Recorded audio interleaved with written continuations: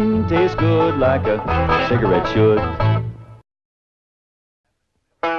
This is where the Clampetts live, but there ain't no one in, 'cause they went home for Christmas and a visit with their kin. And here they are arriving at the home they love the best, happy as a pack of squirrels returning to their nest.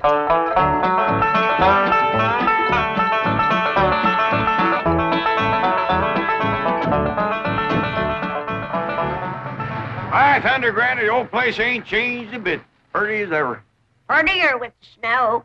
Excuse me, Pa, but I got some friends to say howdy to. Yes, sir. They just don't make houses like this no more. Sure don't make them in Beverly Hills. I'll go get the bags, Uncle Jed. Reckon they just can't get wood like this. My grandpa chopped down the trees and built this all by hand. You say your grandfather built this cabin? He sure did. Oh, he must have been a remarkable man. He sure was. He finished the cabin in the morning, went to town, found a girl, courted her, married her, and carried her across that doorstep all before sundown.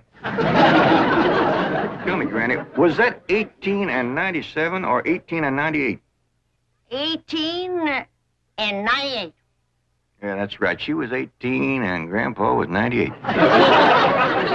You say he was 98 and his bride was 18? That's right. Marriage didn't work out too good. Well, I don't doubt it. Yeah, Grandpa made the mistake of having his ma come live with him. Awful bossy old woman. Wouldn't let that little bride do nothing. Did everything herself. Your family has remarkable longevity. No. Yeah, they stretched the truth a little, too. Oh? Grandpa was the day over 90 when he married that girl. And his ma didn't bust up the marriage. That poor little bride just wore out, having so many young'uns to take care of. Oh, what happened to Ellie Mae? Well, she just went to say howdy to some of her friends.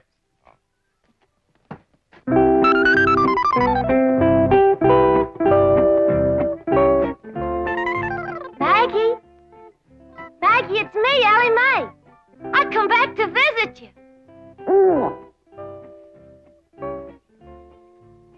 Not you, Henry. Right now I'm looking for Maggie. You seen her? You're supposed to be so doggone wise. Where is she? Well, Davy Crockett. Say, you're looking bushy as ever. What's the matter? What you scared of? Don't you remember me? Please, Davy, don't run away. Oh, howdy, Mr. Beaver. It's me, Ellie. What you kicking snow at me for? Oh, please, Mr. Beaver, come back. Hi, Mr. Foxy. Me, Ellie. Come back. Clampett, I certainly appreciate your letting me use your cabin as a field headquarters. I've got a few things in the bedroom. I'll get them out. No need for you to do that, Mr. Brewster. We're just going to be here a couple of days. Granny and Ellie can use the bedroom, and you and me can kind of curl up here in front of the fire. That's mighty kind of you, Mr. Clampett, but I'll find a place to stay in town. Well, no need for you to drive all that way through the snow. Why, you're here, you're by the oil field, and Granny cooks up a big meal that really sticks to your ribs. What you cooking in the bar, Granny? My special Christmas holiday victuals. We'll start with red cabbage and green turnip tops, swimming with sorghum.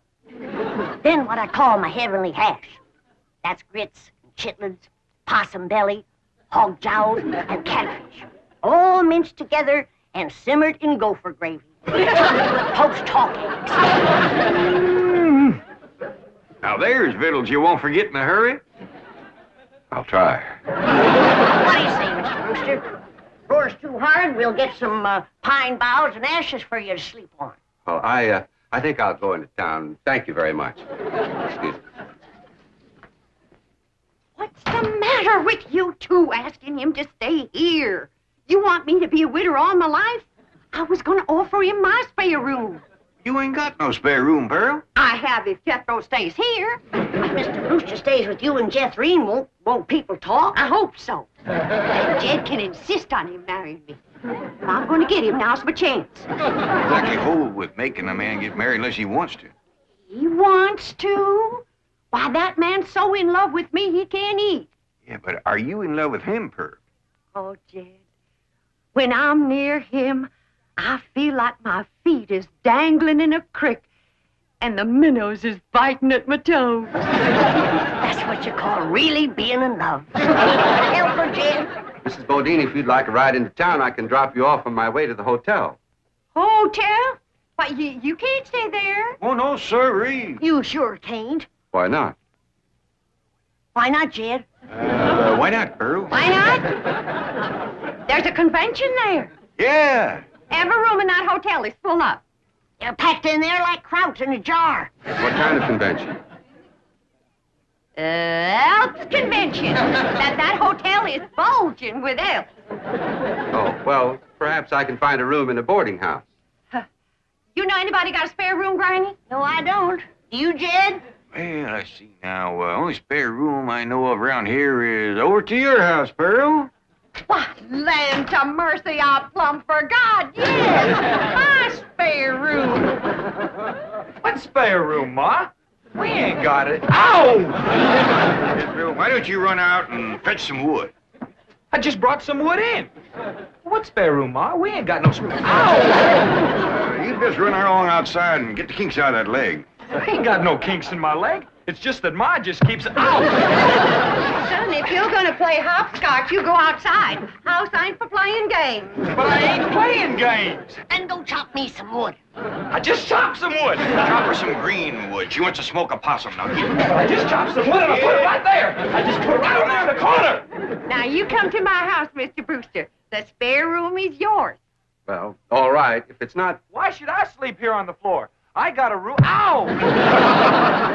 He's given to seizures in the leg, ain't he, Granny? I'll have him rub it with some hot possum grease tonight. Yeah, well, let's get going.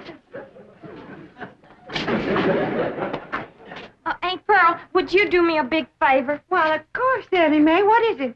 Would you take this here fur coat? Your mink? For keeps? I sure would appreciate it. It makes my friends in the woods kind of skittish. They must reckon I'll be wearing them next. Well, I don't rightly know if I Go should... ahead and take it, Pearl. That is, if you don't mind it's been war once or twice before. Oh, not at all. I tell you what. I'll put it in one of my hope chests, and I'll wear it on my honeymoon. Say, Mr. Clampett, isn't that an awful big tree that Jethro's chopping down? Yeah, he's notching it on the wrong side, too. Hey, Jethro, quit notching that tree on this side. It's liable to fall right down on the gear. Look out,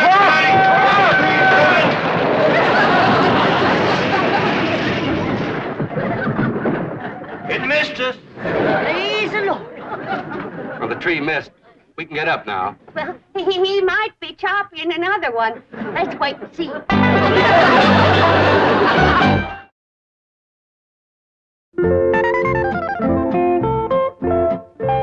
Maggie?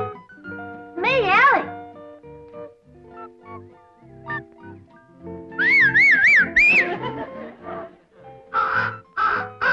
Freddie, you old rascal. I know you've seen Maggie. You'll go and get her for me. I'll give you something shiny. What would you like? How about this? Okay? There. Go find Maggie.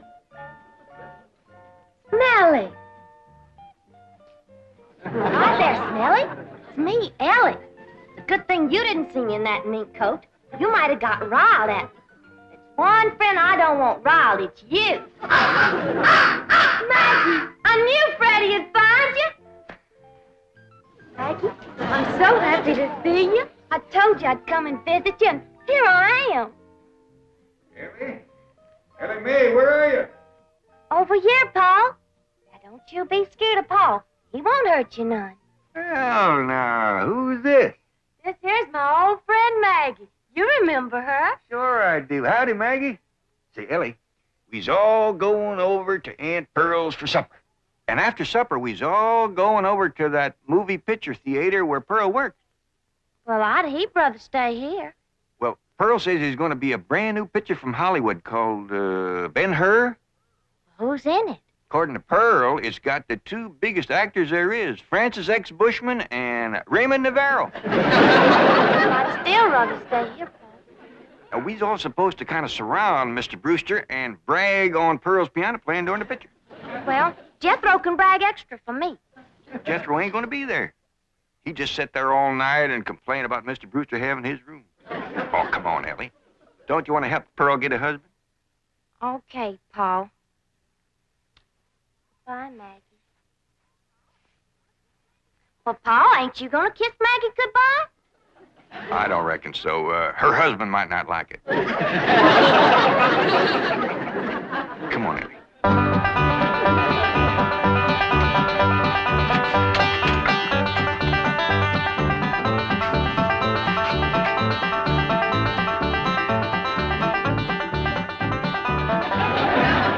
Come on, everybody.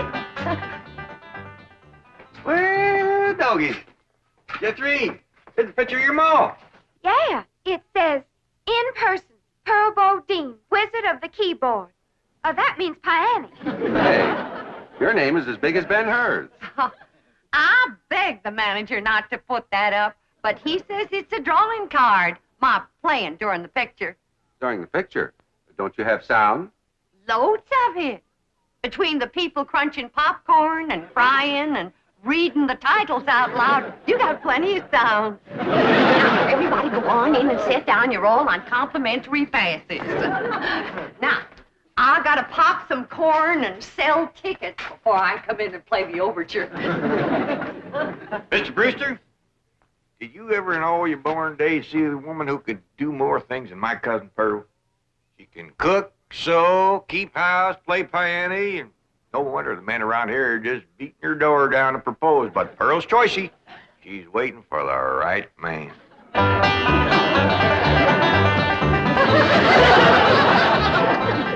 Here comes Aunt Pearl.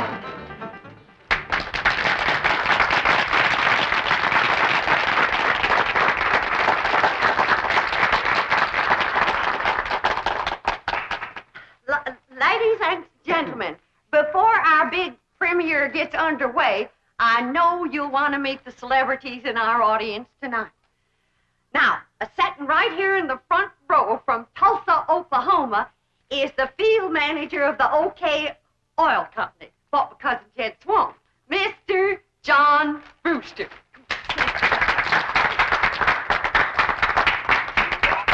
Go through that tomato. Come on. Homer Winch, get up there and you clean off that screen right now. Ain't you ashamed? Yeah, Pearl, but I couldn't help myself. I'm just eat up with jealousy. I seen red. Well, I see it too, so clean off the movie screen. Ben-Hur'll look like he's bleeding before the chariot race ever starts. Exciting when you're mad, Pearl. Get up there, you coot.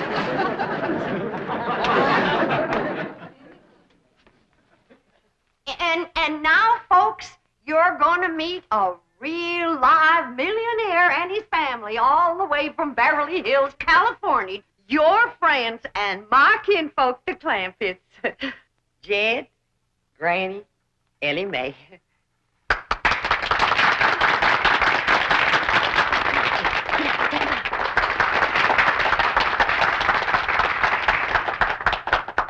Folks, mighty nice to be back here with you again, and you're all invited to come visit us in Beverly Hills. Got plenty of room, and Granny will wamp up a mess of heavenly hash for you. Jim, can I show him my mink coat? Sure, Granny. This here is a genuine mink coat. Given to me by the banker. Nobody get the wrong idea. There ain't no strings attached. I'm still the same sweet girl I was when I left here.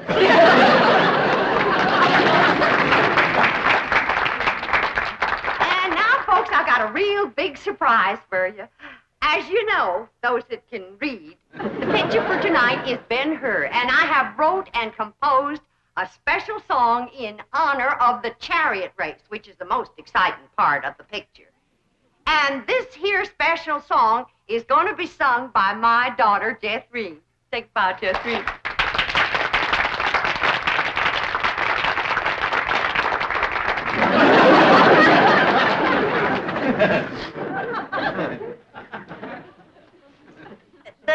song will be sung in its entirety during the chariot race, and you can all join in the chorus. But seeing that Homer Winch ain't got the tomato off the screen yet, Jeffrey will give you a little sample right now.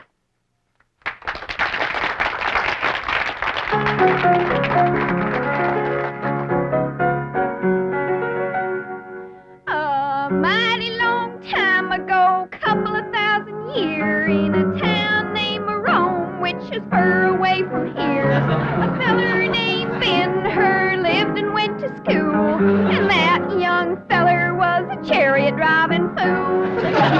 Drive them horses, Ben, Ben, drive them horses, Ben. Drive them horses fast, Ben, drive them for to win. Don't let that other rascal get ahead of you, or he'll win the race, and that'll never do.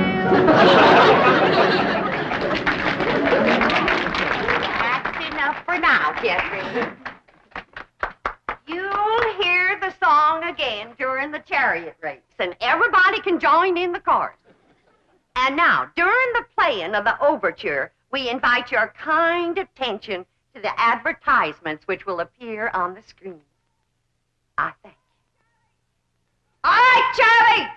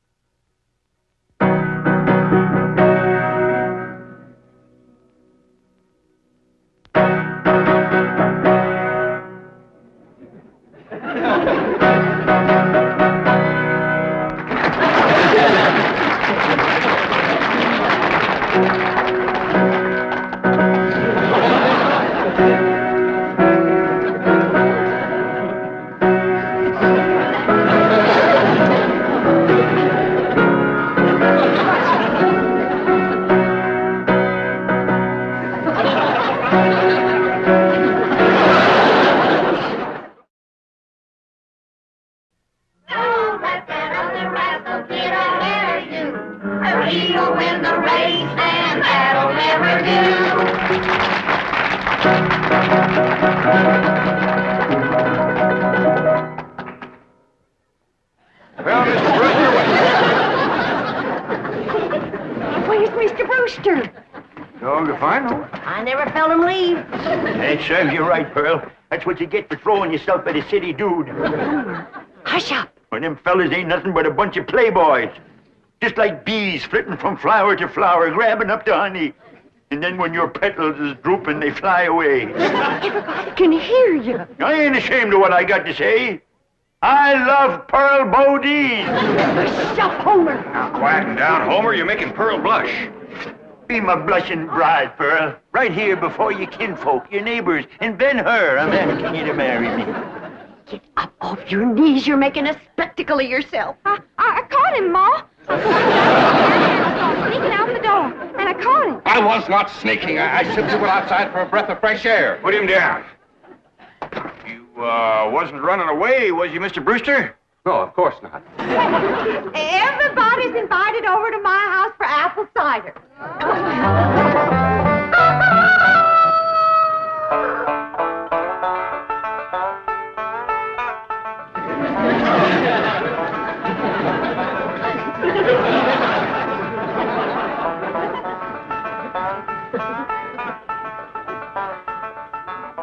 Jed, wake up. Jed, you too, Jethro. Come on now, get out from underfoot, both of you. Hey, we was up late last night. Yeah, Granny, we want to sleep. It ain't what you want that makes you fat, it's what you get. Getting up off that floor.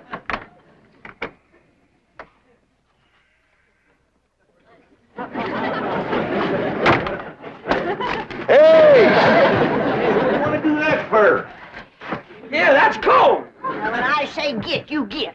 Floor is cold and hard. You're getting soft from city life.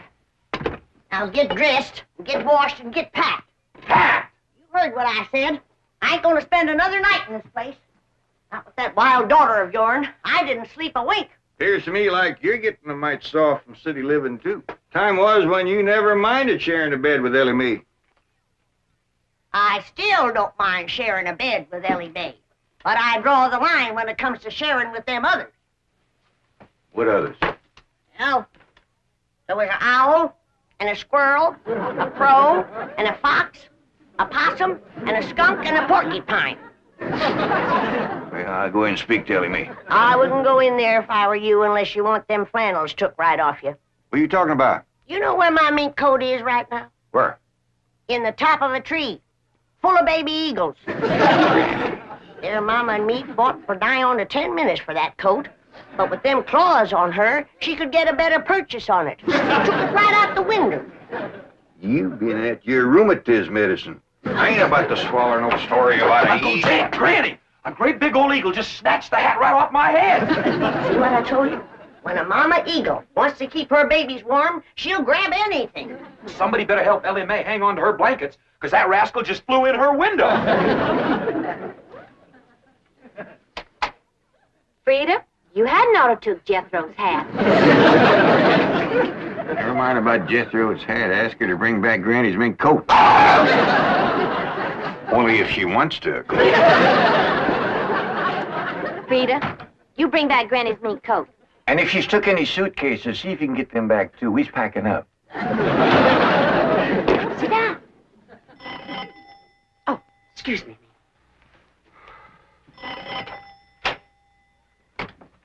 Good morning, Pearl.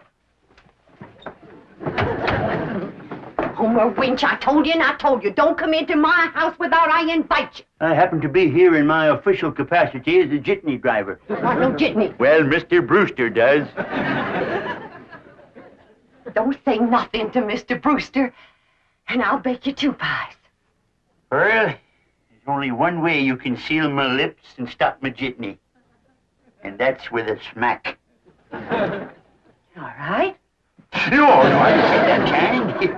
I mean, with a kiss. A kiss? That's my price. Take it or leave it. Homer! Why, that's the most shocking, disgusting, insulting, disgraceful... Oh, Mr. Brute! Pearl? Where'd you go, Pearl?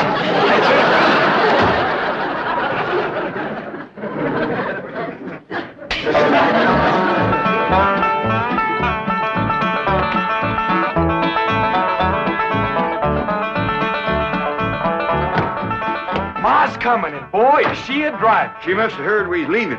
Without getting her married to Mr. Brewster. I reckon we's in for considerable bawling. Ain't nobody can outcry Ma when she commences to gushing.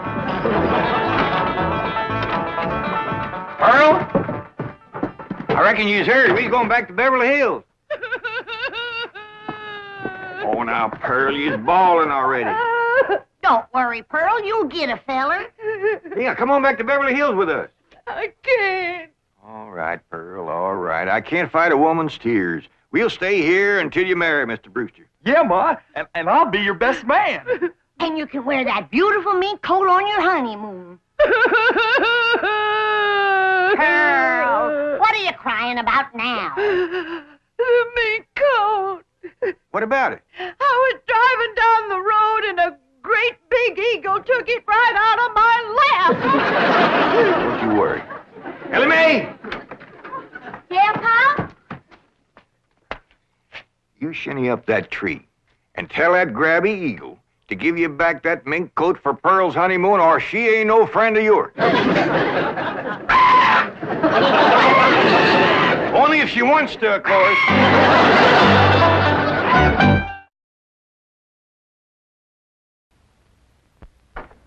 Ellie Mae? You gotta do something about that eagle. Bad enough snatching Jethro's hat and them mink coats, but now she's gone too far. Well, what'd you do, Paul? Swooped down and snatched a pack of Winston cigarettes right out of my hand and flew right in your window with them. I'll talk to her. Now, don't get her riled up. Now, Frida, my Pa was right upset with you for snatching his package of cigarettes. He sets a great store by them Winstons, and I reckon you'd better give 'em back before he gets out the gun. Just when a feller is fixing to have himself a nice relaxing Winston, along comes a filching eagle and spoils the whole... Here they are, Pa. Frida, give 'em back to me. Oh, thank you, Ellie. I reckon it was a pretty red package she liked. Pa, do them Winstons taste as good as they smell? You betcha. Winston tastes good like a cigarette should. The Beverly Hillbillies has been presented by Winston. We hope you've enjoyed it, and we hope you will try Winston, because Winston tastes good, like a cigarette should.